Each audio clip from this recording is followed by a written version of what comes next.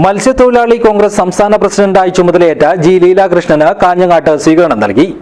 DCC president P K Faisal ഉദ്ഘാടനം ചെയ്തു. This news sponsored by Emmanuel Silks, Kanhangad, Kannur and Thrissur. അഖിലേന്ത്യാ മത്സ്യത്തൊഴിലാളി കോൺഗ്രസ് കാസർഗോഡ് ജില്ലാ കമ്മിറ്റിയുടെ നേതൃത്വത്തിൽ കാഞ്ഞങ്ങാട് അർബൻ സൊസൈറ്റി ഹാളിൽ വെച്ച് പുതുതായി ചുമതലയേറ്റെടുത്ത മത്സ്യത്തൊഴിലാളി കോൺഗ്രസ് സംസ്ഥാന പ്രസിഡന്റ് ജി ലീലാകൃഷ്ണന് സ്വീകരണം നൽകി. DCC president P K Faisal സ്വീകരണ പരിപാടി ഉദ്ഘാടനം ചെയ്തു.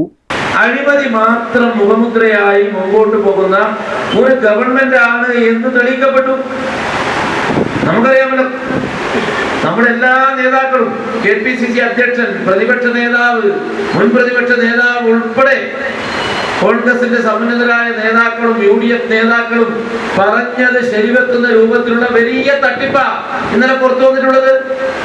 കോവിഡ് കാലഘട്ടത്തിൽ പോലും PP കിറ്റിന്റെ പേരിൽ 10 കോടി രൂപയോളം അടിച്ചെടുത്ത ഒരു അഴിമതി സർക്കാരാ കേരളം ഭരിക്കുന്നത്. കോൺഗ്രസ് പറഞ്ഞല്ല. ജില്ലാ പ്രസിഡന്റ് കെ ബാബു അധ്യക്ഷനായി.